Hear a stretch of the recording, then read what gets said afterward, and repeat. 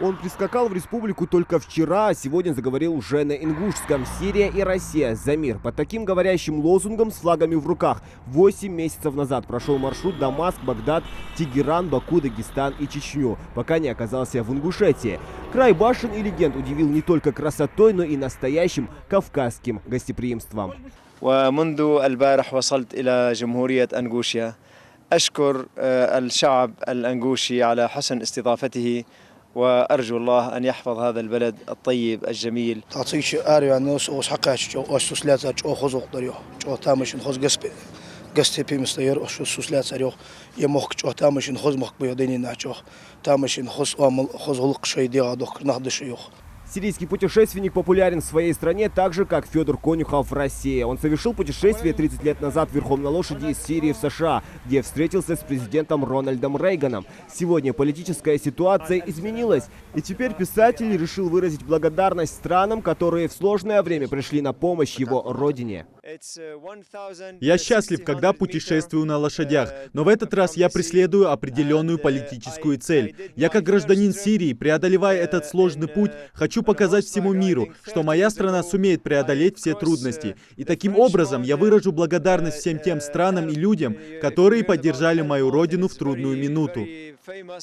Эта лошадь, привыкшая к жаркому сирийскому климату, наверное, еще испытывает легкий шок, оказавшись в холодной России. Мало кто знает, но вначале их было две. Одну из них Аднан Азам потерял в Багдаде во время аварии. Но эту бережет как зеницу ока. Скачет на ней очень редко, поскольку это подарок лично президенту Владимиру Путину. Эту лошадку Аднан Азам ласково называют хранительницей голландских высот. Такое поэтическое имя известный сирийский писатель, философ и путешественник дал за нрав и красоту. Выносливая и быстрая, в числе лучших арабских скакунов. Хранительнице предстоит проскакать еще 2000 километров до Москвы.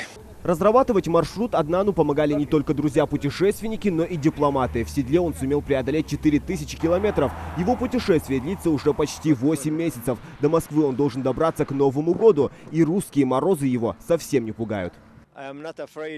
Хоть в России намного холоднее, чем у нас, мы с первых дней почувствовали ваше тепло, которое нас согревает.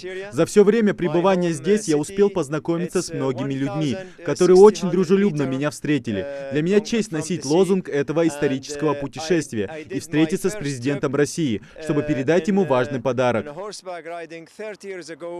Тепло его встретили в первый же день сотрудники администрации Сунжинского района, а на следующий за дело взялась уже Назрановская районная. До продолжения своего путешествия он выходит в прямой эфир со своими земляками и рассказывает о гостеприимстве ингушей и национальном канале. التلفزيون المحلي لجمهورية أنغوشيا أيضا حضر لتغطية رحلة سوريا العالم للمرة الثانية على التوالي، وكما قلت لكم البارحة أكررها الآن لأن فعلا رحلة سوريا العالم تحولت. Во время путешествия Аднан Азам начал снимать документальный фильм о встречах с жителями дружественных Сирии стран и рассказывает о сирийской культуре.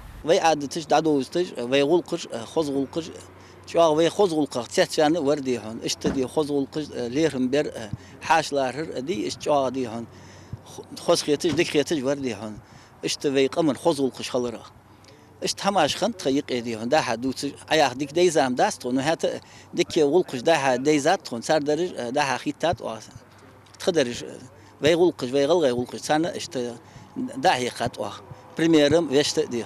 Аднан Азам – небогатый человек, преследующий свои идеи. Автор 4 книг. Всей душой болеет за свою родину и многим благодарен России. Когда в Дагестане водителю его отеля на колесах пришлось уехать, это место вызвался занять Рональд Штар, гражданин Германии, который последние 15 лет живет в Ногайском районе. Силе духа и упрямству сирийского путешественника удивляется. Как ему не трудно, он принципиально не дает. Я думал, что от меня требуется спортивная работа, ничего подобного. Он каждый километр, каждый шаг идет сам. И какая погода не будет, он все сам делает. А почему он не садится на лошадь? Чтобы берегать эту лошадь для Путина. Это подарок Путину. Одна назам на одном месте долго не задерживается, время поджимает. Перед уходом его проводили мэр Магаса, Назрани, региональный Минац и представители правительства, торжественно вручив важные символы региона. К слову, само путешествие Сирии по миру было задумано еще в 2017 году. Главная цель – показать единство государств в борьбе с терроризмом, поблагодарить друзей Сирии в трудный час, протянувших руку помощи стране в борьбе с врагом, и рассказать о родине людям так, как ее знают сирийцы. Зелимхан Калоев, Магомед Белакиев, Новости 24.